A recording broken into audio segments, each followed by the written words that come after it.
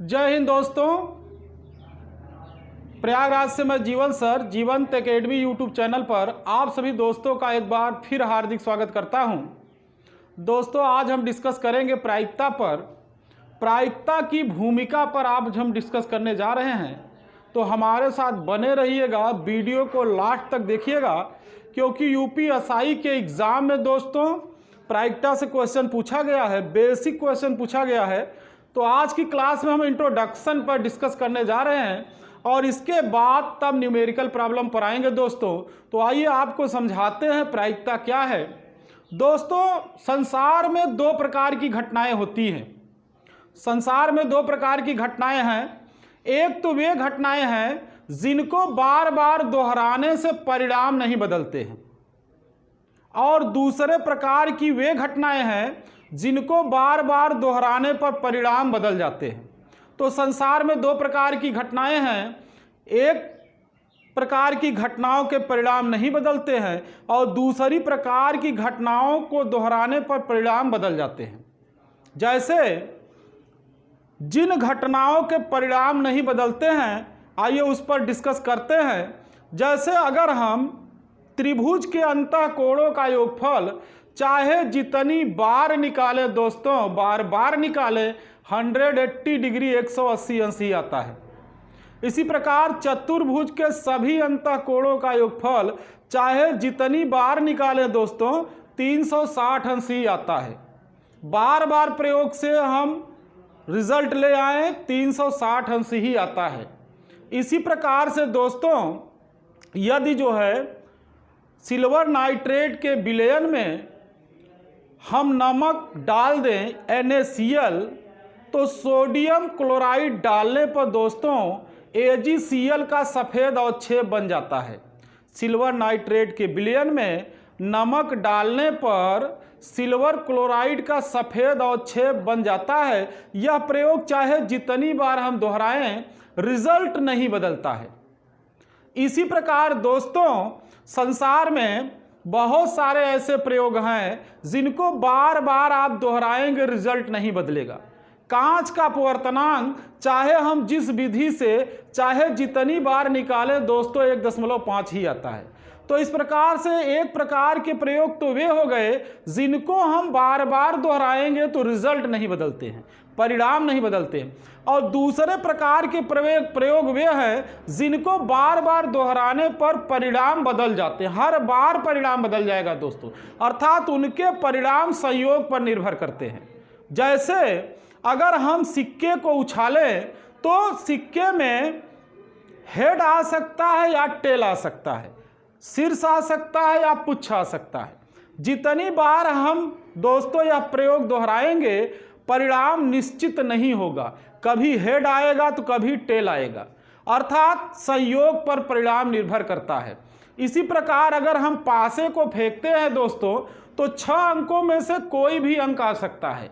तो इस प्रकार से जितनी बार हम पासे को फेंकेंगे, हर बार परिणाम बदल जाएगा, निश्चित नहीं होगा दोस्तों। 6 अंकों में से कोई भी अंक आ सकता है। इसी प्रकार दोस्तों, यदि हम ताश के 52 पत्तों से कोई एक पत्ता खींचे तो कौन सा पत्ता बाहर आएगा, ये परिणाम निश्चित नहीं है। हर बार दोहराएंगे दोस्तों तो हर बार रिजल्ट बदल जाएगा, परिणाम बदल जाएगा। इसी प्रकार से दोस्तों, अगर मान लीजिए किसी थैले में हम लाल और सफ़ेद गेंदें डाल दें, मान लीजिए 3 लाल और 4 सफ़ेद गेंदें हमने डाल दिया, तो कोई एक गेंद निकालेंगे तो वो लाल भी आ सकती है और सफ़ेद भी आ सकती है। जितनी बार हम प्रयोग दोहराएंगे उतनी बार रिजल्ट बदलता रहेगा। ऐसे प्रयोगों को जब हम उनको बार बार दोहराते हैं और परिणाम बदल जाता है, अर्थात परिणाम संयोग पर निर्भर करता है, तो ऐसे प्रयोगों को हम यादृच्छया प्रयोग कहते हैं, रैंडम एक्सपेरिमेंट कहते हैं दोस्तों। रैंडम एक्सपेरिमेंट का मतलब हुआ यादृच्छया प्रयोग। आपको याद रखना है, रैंडम एक्सपेरिमेंट। रैंडम एक्सपेरिमेंट का मतलब हुआ यादृच्छया प्रयोग। तो आपको दोस्तों मैंने आपको समझाया कि विश्व में परिणाम प्रयोग दो प्रकार के होते हैं। एक प्रयोग वे होते हैं जिनको बार बार दोहराने पर उनके रिजल्ट नहीं बदलते हैं, और एक प्रयोग वे हैं जिनको बार बार दोहराने पर रिजल्ट बदल जाते हैं। जैसे मैंने सिक्के का उदाहरण दिया, मैंने पासे का उदाहरण दिया, मैंने ताश के 52 पत्तों का उदाहरण दिया, मैंने थैले में नीली और सफ़ेद गेंदों का उदाहरण दिया दोस्तों, लाल और सफ़ेद गेंदों का उदाहरण दिया। तो इस प्रकार से आप समझ सकते हैं कि एक तो प्रयोग वे हैं जिनको बार बार दोहराने पर रिजल्ट नहीं बदलते, एक प्रयोग वे हैं जिनको बार बार दोहराने पर रिजल्ट बदल जाते हैं। तो अब आपको समझना यह है दोस्तों कि प्रायिकता में हम बार बार दोहराने पर जिन परिणामों के रिजल्ट बदल जाते हैं उन्हीं का अध्ययन करते हैं। एक्चुअली हुआ क्या, 17वीं शताब्दी में यूरोप के जो जुआरी और सटोरी थे, यूरोप के जुआरियों और सटोरियों ने अपनी खेल से संबंधित समस्याओं को तत्कालीन गणितज्ञों दोस्तों गैलीलियो, पास्कल, फर्मा और कार्डेनो के सम्मुख रखा। 17वीं शताब्दी में यूरोप के जुआरियों और सटोरियों ने अपनी गणितीय समस्याओं को, खेल से संबंधित समस्याओं को गैलीलियो, पास्कल, फर्मा और कार्डेनो के सम्मुख रखा। ये चार वैज्ञानिक 17वीं शताब्दी के हैं, चार गणितज्ञ 17वीं शताब्दी के हैं, इनके सम्मुख रखा। तो इन्होंने उनकी समस्याओं का अध्ययन करके जो सिद्धांत प्रतिपादित किया, जो प्रिंसिपल बनाया, उनकी समस्याओं के अध्ययन के फलस्वरूप उसी को हम प्रायिकता सिद्धांत कहते हैं। गणितीय समस्याएं खेल से संबंधित जो समस्याएं थी उन पर उन्होंने जो प्रिंसिपल बनाया, जो सिद्धांत बनाया, उनका अध्ययन करके वही दोस्तों प्रायिकता सिद्धांत कहलाता है। तो आपको याद रखना है प्रायिकता सिद्धांत की उत्पत्ति जो है में गैलीलियो, पास्कल, फर्मा और कार्डेनो जैसे जो है गणितज्ञों का योगदान है और यह 17वीं शताब्दी में प्रायिकता सिद्धांत दिया गया। तो इसके बाद क्या हुआ दोस्तों, 18वीं शताब्दी और 19वीं शताब्दी में इस सिद्धांत का विकास हुआ और उसमें जो श्रेय जाता है वह बर्नौली, गॉस और लाप्लास को जाता है। 18वीं और 19वीं शताब्दी में इसका विकास हुआ, प्रायिकता सिद्धांत का विकास हुआ और उसका श्रेय लाप्लास, गॉस और बर्नौली को जाता है। ये तीन गणितज्ञ हैं जिन्होंने प्रायिकता सिद्धांत का विकास किया 18वीं और 19वीं शताब्दी में। 20वीं शताब्दी में प्रायिकता सिद्धांत पर आधारित कुछ नए प्रिंसिपल आ गए दोस्तों, जैसे प्रचयन का सिद्धांत, क्रीड़ा सिद्धांत और निर्णय सिद्धांत। ये तीन सिद्धांत 20वीं शताब्दी में आए, प्रचयन सिद्धांत, क्रीड़ा सिद्धांत और निर्णय सिद्धांत। ये सिद्धांत जो है आर.एस. फिशर और कार्ल पियर्सन लाए, ये गणितज्ञ लाए हैं। एस.आर. फिशर और कार्ल पियर्सन, इन्हीं को इन सिद्धांतों के प्रतिपादन का श्रेय जाता है। ये तीन जो सिद्धांत हैं ये प्रायिकता सिद्धांत पर ही आधारित सिद्धांत हैं और इनके प्रतिपादन का श्रेय, किन सिद्धांतों की बात हम कर रहे हैं, प्रचयन सिद्धांत, क्रीड़ा सिद्धांत, निर्णय सिद्धांत। इन तीन सिद्धांतों का श्रेय, इनके प्रतिपादन का श्रेय आर.एस. फिशर और कार्ल पियर्सन को जाता है। और दोस्तों अब हम बात कर लेते हैं प्रायिकता में उपयोग क्या है, इसका प्रायिकता का उपयोग क्या है। तो प्रायिकता का उपयोग आज बहुत ही महत्वपूर्ण हो गया है क्योंकि कई क्षेत्रों में इसका उपयोग किया जा रहा है। प्राकृतिक और भौतिक विज्ञान के क्षेत्र में प्रोबेबिलिटी प्रायिकता का उपयोग किया जा रहा है, प्रायिकता सिद्धांत का जो है उपयोग किया जा रहा है। इसी प्रकार अर्थशास्त्र, व्यवसाय व प्रबंध, बीमा व्यवसाय, जीव विज्ञान इत्यादि क्षेत्रों में प्रायिकता का प्रयोग किया जा रहा है। तो प्रायिकता जो है यह बहुत ही महत्वपूर्ण फैक्ट है, तथ्य है। गणित में इसका बहुत बड़ा योगदान है, इसके प्रिंसिपल का। आप देख रहे हैं इसका उपयोग प्राकृतिक व भौतिक विज्ञान, अर्थशास्त्र, व्यवसाय व प्रबंध, बीमा व्यवसाय और जीव विज्ञान के क्षेत्रों में किया जा रहा है। तो मैंने बताया दोस्तों अभी रैंडम एक्सपेरिमेंट क्या होता है, यादृच्छया प्रयोग क्या होता है, तो मैंने बताया कि प्रायिकता सिद्धांत के अंतर्गत रैंडम एक्सपेरिमेंट पर आधारित प्रयोगों का अध्ययन हम करते हैं। आपको ध्यान रखना है, प्रायिकता सिद्धांत की सहायता से हम उन घटनाओं, उन प्रयोगों का निरीक्षण करते हैं जिनका परिणाम लगातार बदलता रहता है। जैसे मैंने बताया आपको कौन कौन से प्रयोग हैं जिनके परिणाम बदलते रहते हैं, तो उनमें हमने पहला प्रयोग बताया, जैसे हम सिक्के को अगर उछालेंगे तो ये निश्चित नहीं है कि शीर्ष आएगा या पुच्छ आएगा, हेड आएगा या टेल आएगा। पासे को अगर हम फेंकेंगे 6 अंकों में से कौन सा अंक आएगा ये निश्चित नहीं है, और बार बार दोहराने परिणाम बदलता रहता है। मैंने बताया ताश के 52 पत्तों को अगर हम एक बार फेंट दें, एक बार इसके बाद कोई पत्ता उसमें से निकालें तो रिजल्ट बदल जाएगा, बार बार दोहराएंगे बार बार रिजल्ट बदलता रहता है। तो ऐसे एक्सपेरिमेंट, ऐसे प्रयोगों को हम रैंडम एक्सपेरिमेंट, यादृच्छया प्रयोग कहते हैं, और प्रायिकता में इन्हीं प्रयोगों का हम अध्ययन करते हैं। तो आइए जो है आपको कुछ और फैक्ट बताते हैं प्रायिकता में और क्या क्या चीजें हैं दोस्तों, क्योंकि आज हम भूमिका पर डिस्कस कर रहे हैं प्रायिकता की।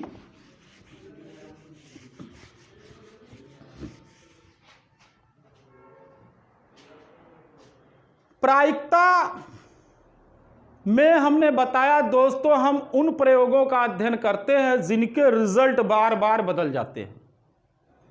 तो इसमें पहले हम आपको बताते हैं प्रतिदर्श समष्टि क्या होती, सैंपल स्पेस।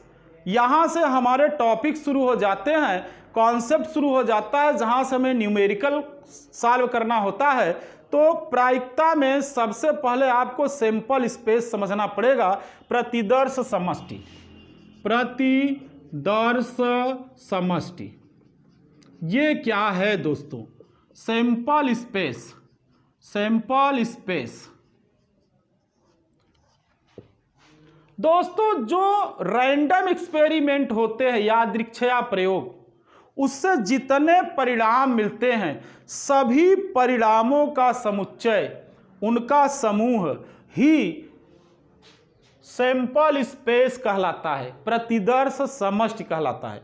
सभी संभव परिणामों का समुच्चय प्रतिदर्श समष्टि कहलाता है। जैसे मैं उदाहरण के माध्यम से आपको समझा रहा हूं, अगर दोस्तों एक सिक्के को उछाल दिया जाए तो सैंपल स्पेस को यस से लिखते हैं, इसमें 2 परिणाम आएंगे, हेड या टेल। एक सिक्के को अगर उछाल दिया जाए तो या तो हेड आ सकता है या टेल। हेड को शीर्ष कहते हैं, टेल को पुच्छ कहते हैं। तो एक सिक्के को उछालेंगे हम तो या तो हेड आएगा या तो टेल, अर्थात 2 घटनाएं घटित हो सकती हैं, 2 परिणाम हमें मिल सकते हैं, 2 परिणाम हमें मिलेंगे। अगर सिक्के को उछालेंगे 2 परिणाम हमें मिलेंगे, या तो हेड आ सकता है या तो टेल, निश्चित नहीं है परिणाम। अगर हमने उछाल दिया तो हेड भी आ सकता है, टेल भी आ सकता है, दोनों समसंभावी घटनाएं हैं, दोनों की संभाव्यता समान है। तो आपको याद रखना है दोनों परिणामों में से कोई परिणाम आ सकता है, या हेड या टेल। तो इनका जो सेट हुआ यही प्रतिदर्श समष्टि हुआ। जो प्रतिदर्श समष्टि में जो परिणाम होते हैं, प्रतिदर्श समष्टि में जो परिणाम होते हैं उन्हीं को दोस्तों प्रतिदर्श बिंदु कहते हैं। ये प्रतिदर्श बिंदु हैं, हेड और टेल, ये प्रतिदर्श बिंदु हैं दोस्तों। तो प्रतिदर्श बिंदु आपको याद रखना है हेड और टेल हैं, और इन्हीं प्रतिदर्श बिंदुओं को घटना हम कहते हैं। तो 2 घटनाएं हुई, अगर एक सिक्के को उछाला हमने तो 2 घटनाएं हुई, या तो हेड आ सकता है या टेल। जो 2 परिणाम मिलेंगे उन्हीं को हम 2 घटनाएं कहेंगे दोस्तों। तो प्रतिदर्श समष्टि में 2 घटनाएं हो सकती हैं, या तो हेड आ सकता है या तो टेल। घटनाओं को ही मैंने बताया प्रतिदर्श बिंदु कहते हैं, या प्रतिदर्श बिंदु को ही घटना कहते हैं।